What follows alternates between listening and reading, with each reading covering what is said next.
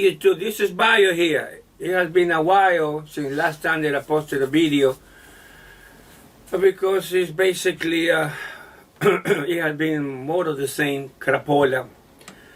But now that we're getting close to 2024, everything has changed.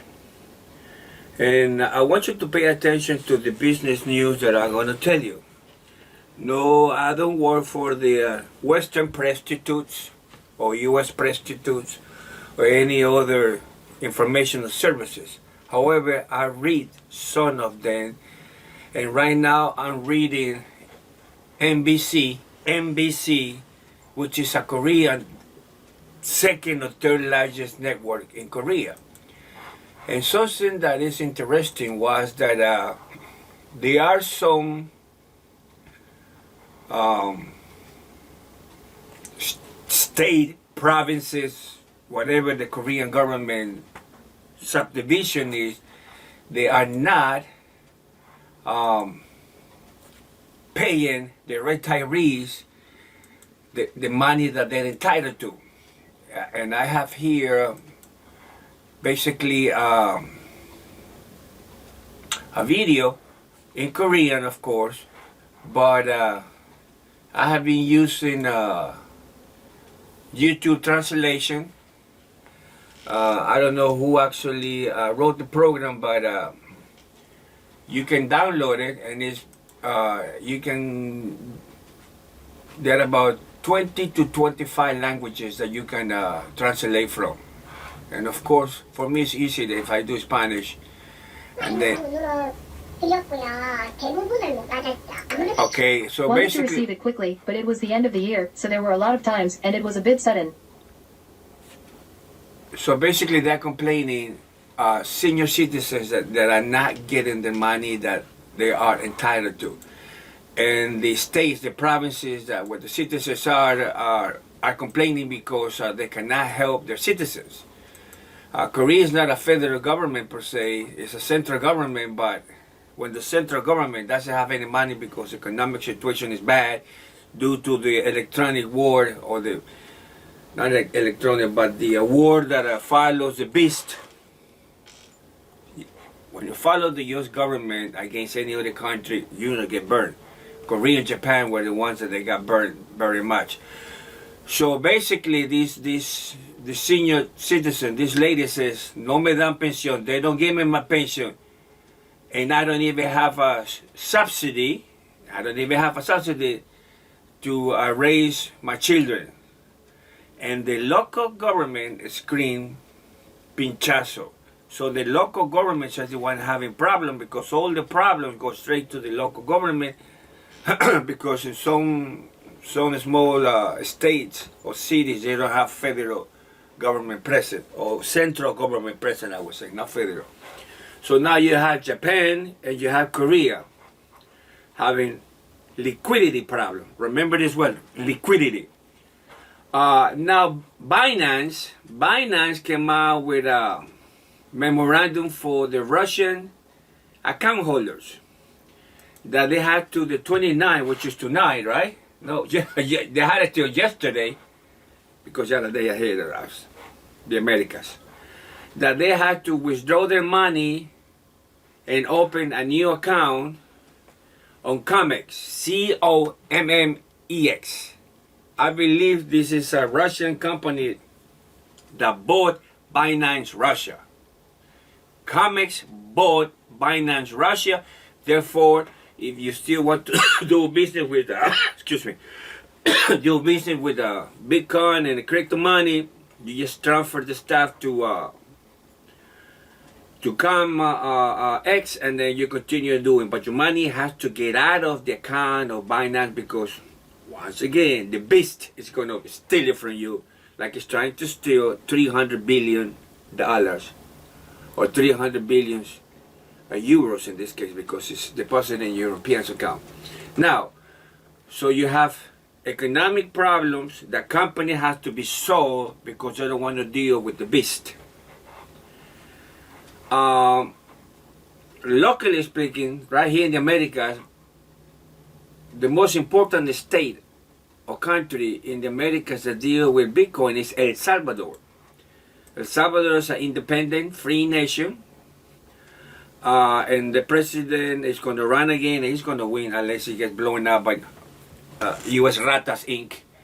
But basically, all the banks that deal in the country, Banco Agricola, which is a national bank that deal with agriculture, Banco La Vivienda, which deal with the national housing, Banco Pro America SB, that deal with businesses, and Banco Credomatic, that deal with small credit.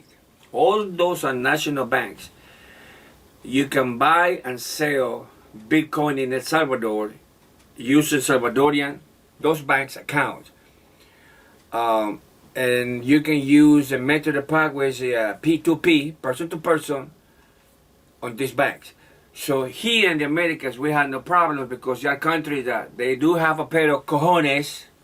They fight the beast. Well, we have been fighting the beast for the last 580 some years, and there's nothing that they can do and nothing that we can do. It's an everyday conflict. We had accounts in Cuba, Venezuela, Nicaragua, and also, and those three countries were the first Latin countries that the MIR system, M-I-R, which is the Russian credit card and payment method, which is now a rival of the European method. The I don't remember. The one is used in most of the countries, Western and Global South, that the U.S. beast, the government, wants to take over. The U.S. is not created that. The U.S. has no money in there. The U.S. government or the U.S. financing has nothing to do with it, but the European idiots just bend over, and you know what happened when they're weak. They screw you over. So now you have the mirrors, not counting the Chinese system, which is also running. So now you have three systems, and the mirror officially has 64 countries registered. They mention the countries, they have no problem. They have some cojones, and I don't care what the beast says about us. But they have something like about 80 more countries, or 78, 79 countries, that they told the mirror, the Russian mirror group, hey, don't tell my name because I want to do business quietly. I don't want to have a secondary sanctions and shit like that. Sanctions are not working any longer because there are avenues that you can bypass the beast. So you have money problems in some countries, Asian countries, Japan, Korea.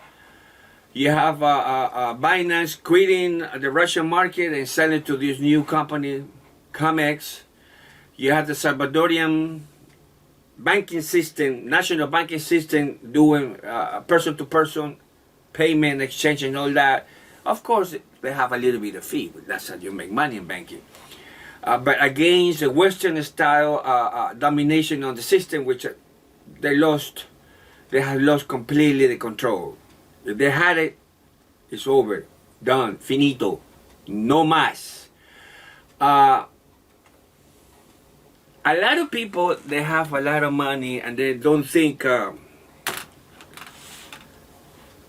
like you only belong to one place, that you're supposed to hold legions no matter how screwed up the government is.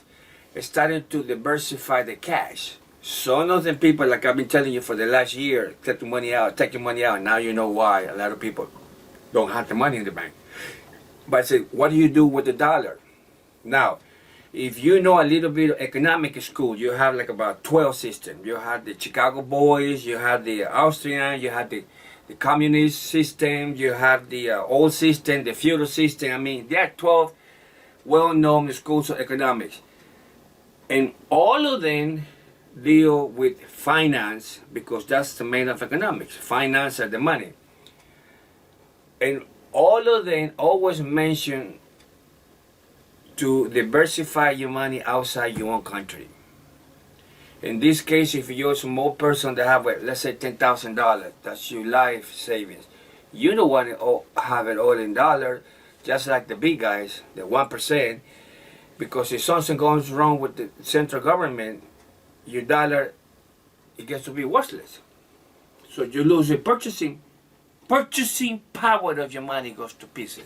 Now, here in Texas, down in the valley, you have a lot of Mexican pesos that today has become so powerful that you can buy much more with pesos than with the US dollar. Here, how much is one taco in Taco Bell? 182 plus tax.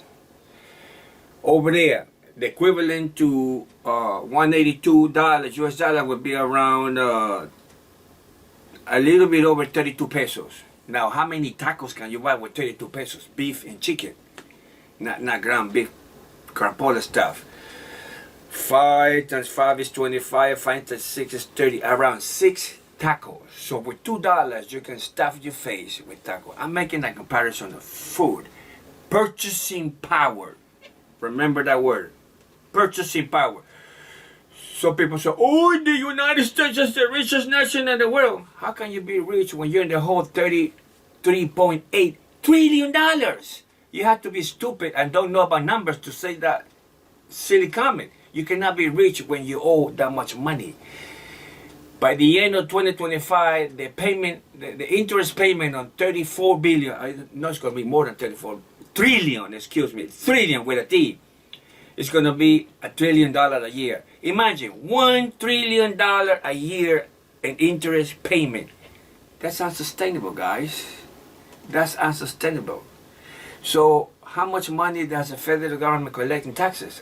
More than $1 trillion a year? That's BS. This is why Texas is getting prepared to say, adios, United States, hasta la vista, go kiss my behind, because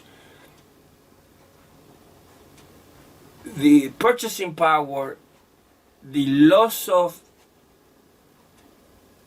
the liquidity in the dollar has become so difficult for some states. In Texas, the government feels like, hey, we can do better without being in this mess, which is true. People that understand finance, people that have gone to school, college grad, they know that, hey, this is unsustainable.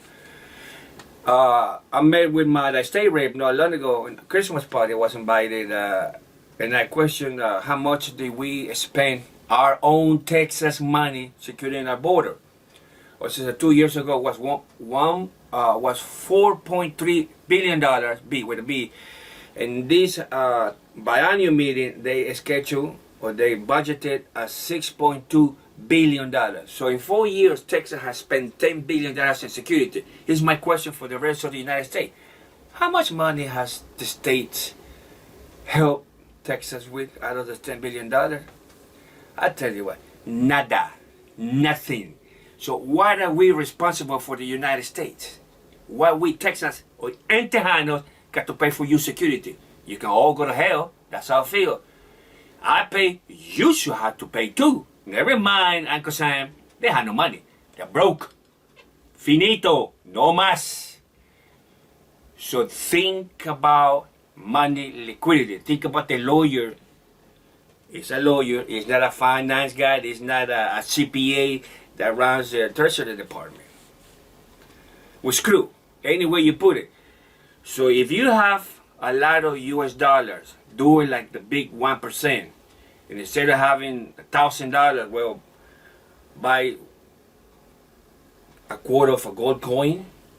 Buy some even Mexican pesos now, they are so powerful. So 6 months, 8 months down the line when the shit goes north, because now in the south it's okay, besides Argentina, which always been a mess.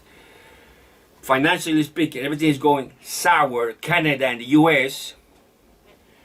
You have to secure what little bit you have. If you have it, if you don't, then you go down with the federal government. So it's nothing that we can do. You have your life to protect yourself and your family. If you didn't do anything, don't expect the central government to do anything. We're getting a lot of people here in Texas from other states. We're getting lots of what we call the Yankees, and they bring their own bias and their own stupid ideas to Texas. We have to tell them, hey, you're not in Texas. Like economics professor, history professor in the mess that they have there in the East Coast, Harvard University. What a mess. What a stupid president they hire and protect. Saying that Texas is another country. Of course it's another country, guys. What, you haven't heard the Southwest? Be careful. Diversify so you don't have a problem tomorrow. Remember what happened in the Cyprus, what happened in Argentina, what briefly happened in Ecuador. When the banks are frozen, you cannot get a hold of your money. And then you're stuck. Soon the credit cards will not work because nobody's paying on the credit card. So if you have credit cards that is maxed, forget about it. You can't leave. Okay, YouTube. My producer is going to put a little advertisement on those nice coffee mats with the nice seals that we have. This is a very strong water bottle, and it keeps the water cold if you put ice for about maybe a day and a half, almost 2 days. This is a bargain. You cannot find it on the big corporation. It's not that expensive, is it? So remember what I told you about money, liquidity, and money velocity. We are going into the West. The West is going into a serious problem. Protect what you have. Talk to you later. Good luck. Happy New Year. Feliz Año Nuevo.